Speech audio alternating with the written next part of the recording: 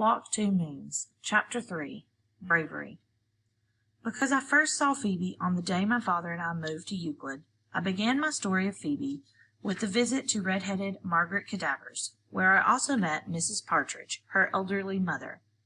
Margaret nearly fell over herself being nice to me. "What lovely hair," she said, "and aren't you sweet?" I was not sweet that day. I was being particularly ornery. I wouldn't sit down, and I wouldn't look at Margaret. As we were leaving, Margaret whispered to my father, "John, have you told her yet how we met?" My father looked uncomfortable. "No," he said. "I tried, but she doesn't want to know." Now that was the truth. Absolutely. Who cares, I thought. Who cares how he met Margaret Cadaver?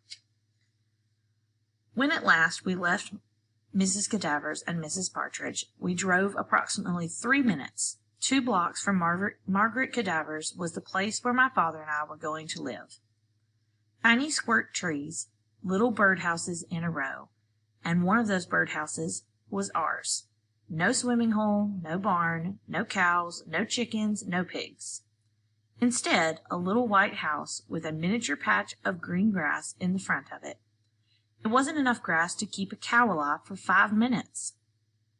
"Let's take a tour," my father said, rather too heartily. We walked through the tiny living room, into the miniature kitchen, and upstairs into my father's pint-sized bedroom, and on into my pocket-sized bedroom, and into the wee bathroom. I looked out the upstairs window down into the backyard. Half of the tiny yard was a cement patio, and the other half was another patch of grass that our imaginary cow would devour in 2 bites. There was a tall wooden fence all around the yard, and to the left and right of our yard were identical fenced plots. After the moving van arrived and the 2 men crammed our Bybanks furniture into our birdhouse, my father and I inched into the living room, crawling over sofas and chairs and boxes and tables and boxes and boxes. My father said. "It looks as if we tried to squeeze all the animals into the chicken coop." 3 days later, I started school and saw Phoebe again. She was in my class. Most of the kids in my new school spoke in quick, sharp bursts and dressed in stiff new clothes and wore braces on their teeth. Most girls wore their hair in the exactly the same way, in a shoulder-length bob, that's what they called it, with long bangs that they repetitively shook out of their eyes. We once had a horse who did that. Everybody kept touching my hair. "Don't you ever cut it?" they said. "Can you sit on it? How do you wash it? Is it naturally black like that? Do you use conditioner?" I couldn't tell if they liked my hair or if they thought I looked like a wangadoodle. One girl, Mary Lou Finney, said the most peculiar things. Like out of the blue she would say, "Omnipotent," or "beef brain." I couldn't make any sense of it. There were Megan and Christy, who jumped up and down like parched peas, moody Beth Ann, and pink-cheeked Alex. There was Ben, who drew cartoons all day long, and a peculiar English teacher named Mr. Berkway. And then there was Phoebe Winterbottom. Ben called her Free Bee Icebottom, and drew a picture of a bumblebee with an ice cube on its bottom. Phoebe tore it up. Phoebe was a quiet girl who stayed mostly to herself.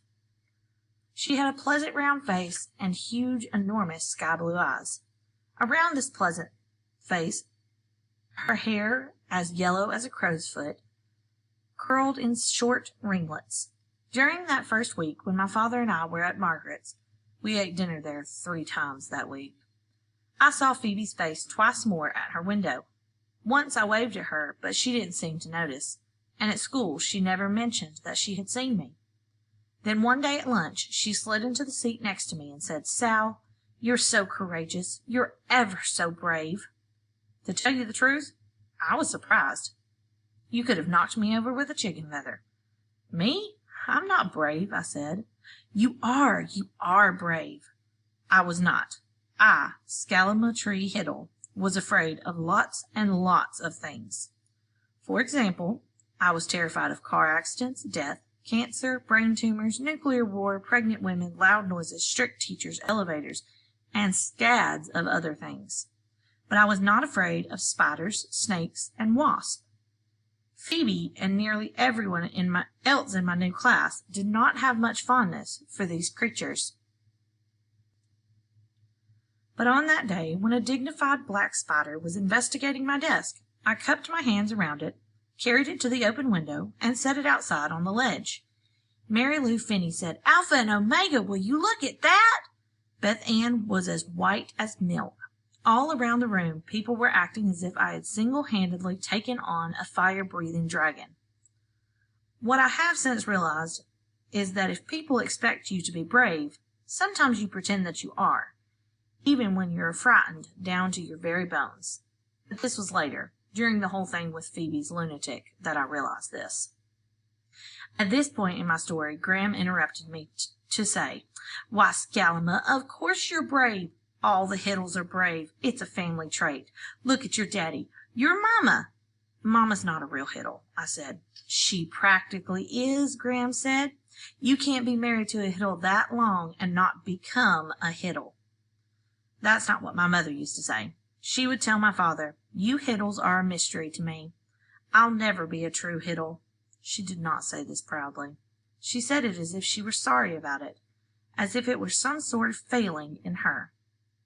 My mother's parents, my other set of grandparents, are Pickfords, and they are as unlike my grandparent Hiddles as a donkey is unlike a pickle.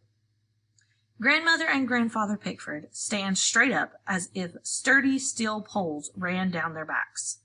They wore starched, iron clothing, and when they were shocked or surprised, which is often, they said, "Really? Is that so?" and their eyes open wide and their mouths turned down at the corners. Once I asked my mother why Grandmother and Grandfather Pickford never laughed. My mother said, "They're so busy being respectable. It takes a lot of concentration to be that respectable." And then my mother laughed and laughed in a gentle way, and you could tell her own spine was not made of steel because she bent in half, laughing and laughing.